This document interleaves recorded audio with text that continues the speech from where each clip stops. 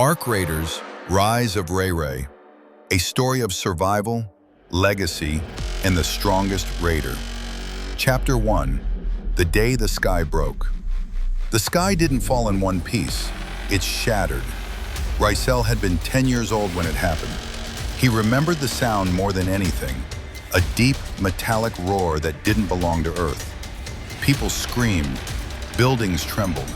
The clouds split open like torn fabric, revealing something vast, something artificial. The Ark. Machines descended like gods without mercy. Towers collapsed. Fire spread across the city like a living thing. Rayseld ran, his small hands gripping his mother's fingers as tightly as he could. "Don't let go," she told him, but chaos doesn't make promises. A blast separated them. A wave of heat, a scream cut short, and silence. That was the last time Rayseld saw her. Chapter 2, Underground. Years later, the world above was no longer a place for humans. Survivors built settlements underground, crude, desperate, but alive. Rayseld, now known as Ray, had grown into something else. Lean, fast, quiet, a scavenger, a raider. Raiders were the ones who dared to go up. The ones who came back were legends. Ray, a voice called from across the bunker. "You're up." He adjusted his mask, checking his gear. A rusted rifle, a blade, and a worn pendant, the only thing left from his past. "Same route?" he asked. "No," the commander said. "New sector, high ARC activity." Ray smirked slightly.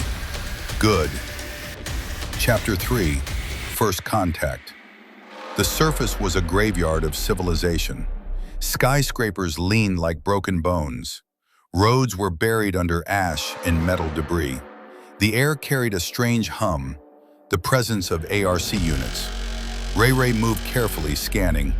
Then, a shadow passed above him, too fast. He rolled just in time as a pulse blast hit the ground where he had been standing. "Contact," he whispered, diving behind cover. An ARC drone hovered, scanning, adapting. Ray fired, missed. The drone retaliated. Ray ran, and then everything stopped. A blur moved across the battlefield. The drone split in half before it could react.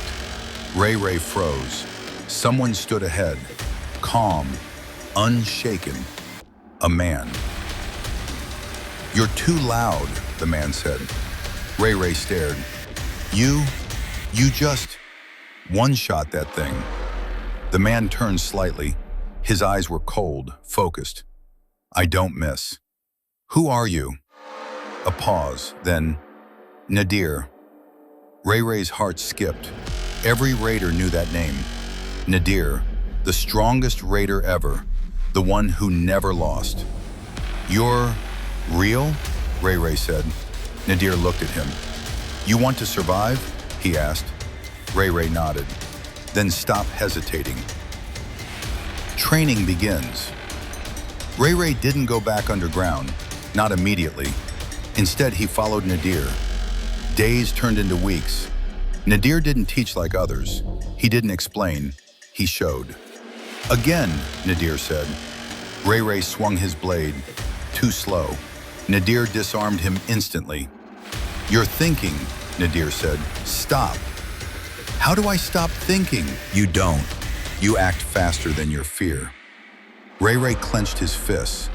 "I'll get it." Nadir turned away. "Then prove it." Chapter 6, The Hunter and the Prey. The Ark adapted, always.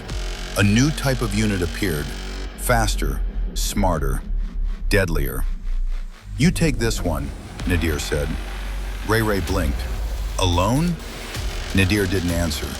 The creature emerged, sleek, silent, lethal. Ray's heart pounded. He remembered his training. Don't think, move. The creature attacked. Ray dodged, countered, missed, got hit, fell, stood up again. And then, he moved differently, faster, cleaner. The blade struck. The Arc unit collapsed. Ray breathed heavily. I did it. Nadir nodded once. Now you're starting. Chapter 7, The Truth of Ark. That night, by a weak fire, Ray finally asked, "What are they?" Nadir looked at the sky. "They're not invaders," he said. Ray frowned. "What?" "They're harvesters." "Harvesting what?"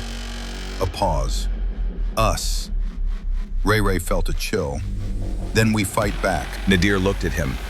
"No, we survived long enough to change the rules." Chapter 8, Ray Awakens. Something changed in Ray. His movements became sharper, his instincts stronger, his fear quieter. During a raid surrounded by multiple ARC units, Ray didn't panic. He flowed, like water, like a weapon. One by one, they fell. When it was over, Nadir spoke. "You're not just surviving anymore." Ray smiled slightly. "I'm fighting back." Chapter 9, The Fall of a God.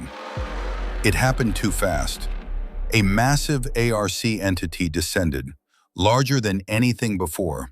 Even Nadir stopped. "This is new," he said. They fought, hard, relentless. But the ARC evolved mid-battle, adapted to Nadir. For the first time, Nadir was pushed back. Ray watched, shocked. No way! The strongest raider, struggling. Chapter 10, The Choice. "Run," Nadir said. "What? No! Run!" Ray hesitated. Nadir looked at him, not as a legend, but as a teacher. "Live," he said. Ray clenched his teeth, then ran. Behind him, an explosion. Chapter 11, Legacy. Ray didn't stop running until he reached the underground. Days passed, silence. No sign of Nadir. The raiders gathered. "Is he gone?" someone asked. Ray stepped forward. "No," he said. "He's not gone." He looked at his hands. "He's in what he taught me."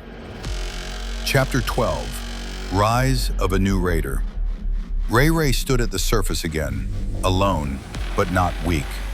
The sky still carried the ark, but now he looked back at it, not as prey, but as a threat. "My name is Rayseld," he said quietly.